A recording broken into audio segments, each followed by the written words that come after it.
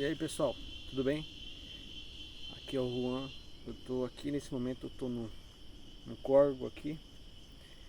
E eu queria só abrir a câmera aqui e começar a falar um pouco sobre é, propósito. Falar um pouco sobre é, direção de vida. Falar um pouco sobre o que eu tenho aprendido sobre, sobre essa vida. Para que serve essa vida. Para que nós somos colocados aqui. E sabe, tudo tem um propósito. É, eu, eu fui um cara que eu já procurei muitas respostas em muitas escolas filosóficas, por exemplo. E em dado momento eu cheguei ao ponto de acreditar que eu poderia gerar um propósito para minha vida, uma missão de vida em mim mesmo. Que a partir de mim mesmo eu poderia criar um significado para as coisas que eu faço, para as coisas que eu busco. Tudo isso porque eu passava por um momento de depressão e eu me lembro que de um dado momento da minha vida em que eu me preocupava muito com os problemas antropológicos mesmo. Sabe, o problema da fome, sabe, o problema das guerras, os problemas humanos gerais que permeiam a história da humanidade por tanto tempo. E por tanto tempo muitas pessoas tentaram criar soluções, né? Escolas filosóficas, ideologias, enfim, escolas econômicas, enfim, para que os problemas do mundo fossem solucionados. Então, em todo momento o homem ele está realmente tentando criar uma solução a partir de si mesmo e utilizar a lógica, utilizar a ciência, utilizar realmente o que nós chamamos de nossas forças, que são nossos atributos, nossas capacidades inerentes, né? E o ser humano ele tem uma capacidade inerente de resolver problemas, de ter soluções criativas, de pegar coisas, juntar coisas e criar coisas novas. E isso é parte do que o ser humano herdou de Deus, que é o nosso Pai. E eu quero voltar aqui, relembrar uma história muito antiga, que é a história da queda de Lúcifer, para retratar um pouco, para contextualizar um pouco sobre o que eu vou falar aqui, né? E a gente sabe que Lúcifer é o adversário, né? Aquele inimigo de Deus, né? Que era um anjo e que caiu, né? E que levou consigo a terça parte dos anjos do céu, né? A Bíblia diz, os chama de estrelas, né? E são os anjos. E eu pensava muito sobre essa história. Sempre foi uma história que me interessou muito. Porque eu tinha uma certa dúvida. Eu sempre me questionei o porquê que Lúcifer... Por que Lúcifer resolveu se rebelar contra o Deus Criador de tudo, o Deus Todo-Poderoso? O que passou na cabeça dele? Qual foi a linha de raciocínio que o levou a chegar à conclusão de que ele poderia se rebelar contra Deus, de que ele poderia ter algum sucesso naquilo?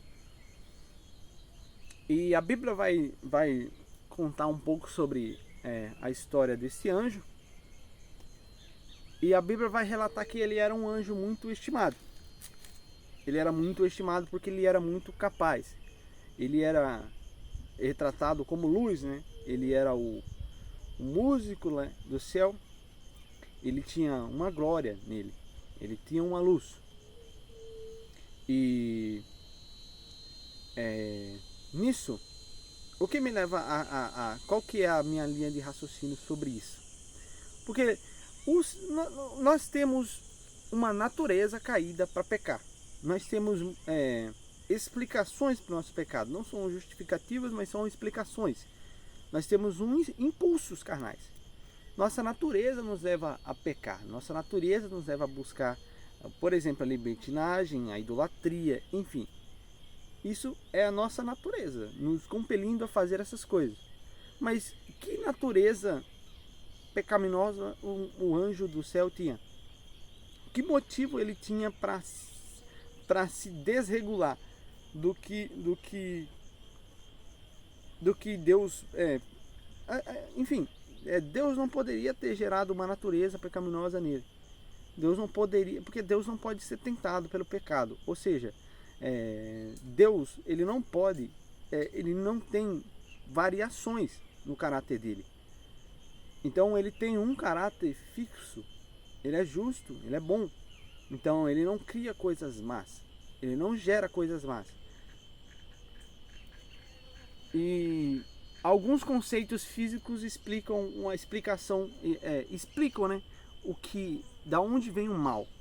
A gente sabe que a luz,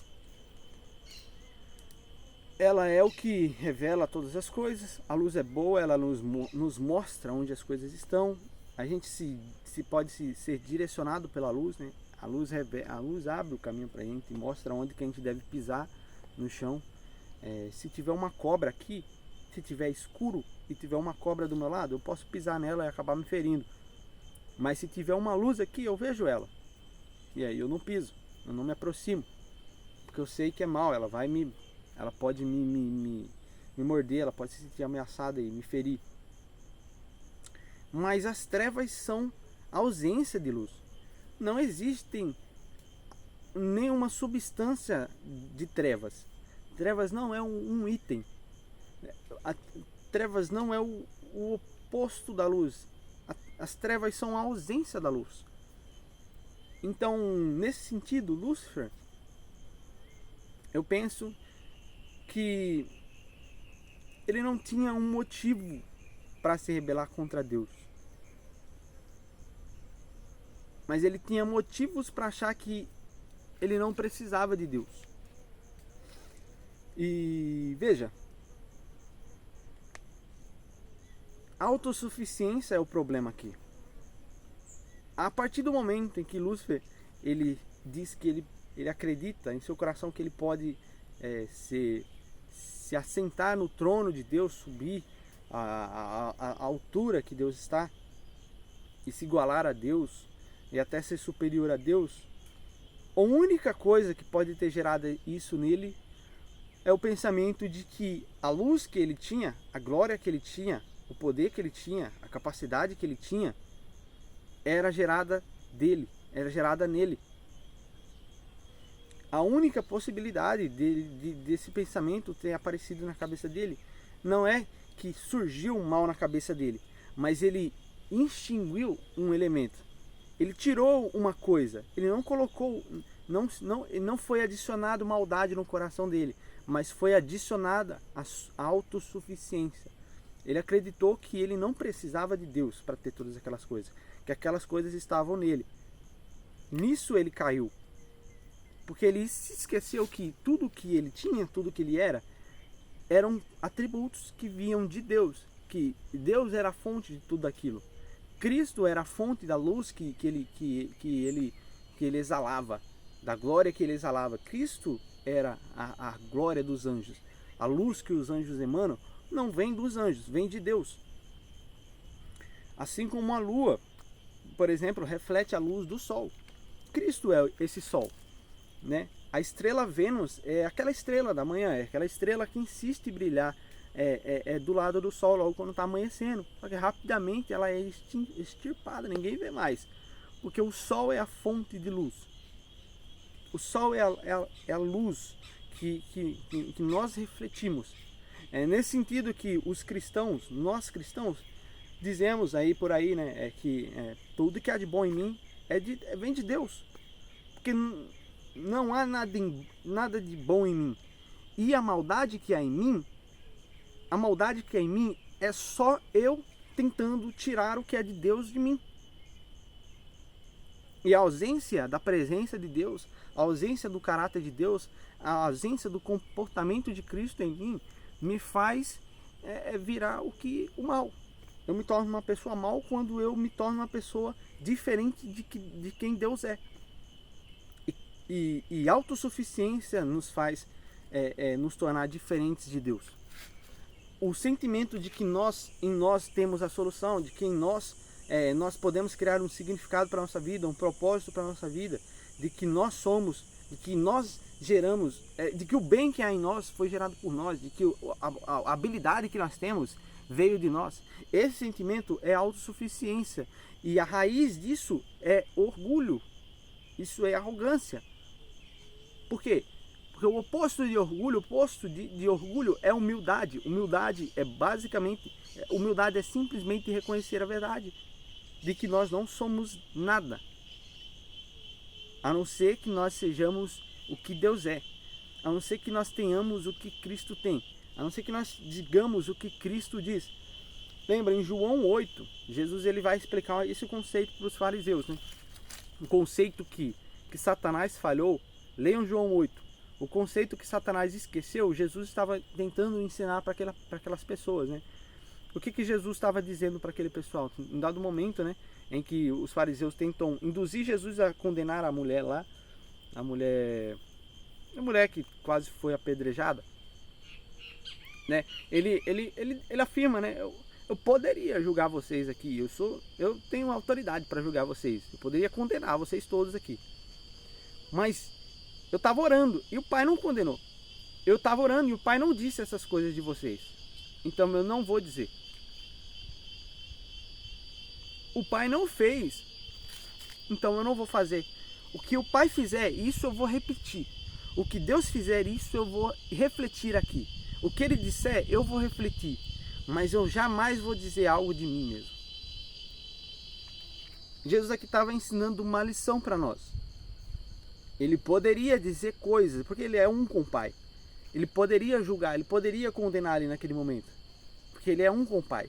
Mas ele estava tentando nos ensinar o conceito da submissão a Deus, o conceito da humildade, o conceito da verdade.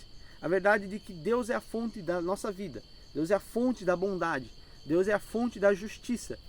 Então sempre que nós tentamos buscar essas coisas de dentro de nós, a gente vai acreditar que a gente é autossuficiente. A gente vai acreditar que a gente não precisa de Deus, que a justiça vem de nós.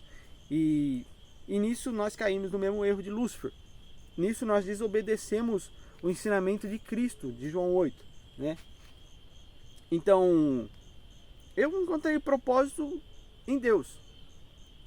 Eu poderia usar a criatividade que há em mim para tentar ser um filantropo, para tentar ser alguém que faz ações sociais aí, tentar ficar milionário e fazer um monte de coisa, construir cidades, construir hospitais. Mas se essas coisas, se não vem de Deus, é mal. O inferno está pavimentado de boas intenções. O lugar que mais tem boas intenções é o inferno. E as piores pessoas estão lá. Veja que essas piores pessoas somos nós. Nós somos as piores pessoas do mundo. É nós. Hitler.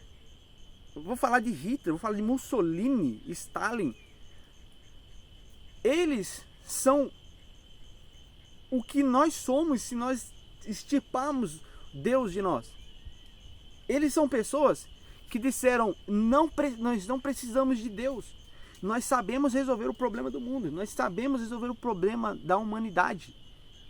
Está em nós a justiça. Nós somos a justiça. Nós somos o que é bom. Eles decidiram isso e por conta disso criaram tanto caos, tanto sofrimento. E Lúcifer foi o primeiro. Então, sempre que você achar que é bom, lembre-se de que o que Jesus disse, né, uma verdade muito simples, ele disse de forma nua mesmo. Ele desnudou a verdade ali. Bom é Deus. Bondade está em Deus. E sempre que a gente tenta se desvincular de Deus, a gente se torna mal. A gente se torna a ausência de luz. E portanto a gente se torna trevas. Eu não acredito que nenhuma pessoa é intencionalmente mal. Todo mundo acha que está fazendo a coisa certa, até as pessoas mais cruéis. Todo mundo, eu tenho essa teoria, todo mundo acredita que está fazendo a coisa certa. Só os humildes estão fazendo a coisa certa, porque os humildes estão fazendo o que Deus faz. Os humildes são espelhos de Deus. Os humildes são reflexos de Deus na terra. As pessoas que dizem o que Deus diz, as pessoas que fazem o que Deus faz, essas pessoas são pessoas boas. Mas percebe que elas são boas porque elas estão fazendo o que Deus faz e não o que elas acham que é certo. Então, nesse sentido, mudou a minha perspectiva, né, a minha cosmovisão, né? E é bom fazer coisas positivas para o mundo. É bom se importar com o sofrimento humano, né? Eu não digo que nós devemos aceitar, nos conformar com todo o sofrimento que há no mundo. Mas que se nós quisermos ter algum efeito aqui, que nós venhamos nos unir a Deus. E sermos quem Deus é e fazemos o que Deus faz, dizemos o que Deus diz, para que nós não caiamos naquele erro primordial, né? Para que nós não sejamos pequenos Hitlers, pequenos Mussolinis aí na Terra. E Deus abençoe. Eu espero que essa mensagem alcance o seu coração e que você entenda, né? Entenda o que eu quis dizer. Amém?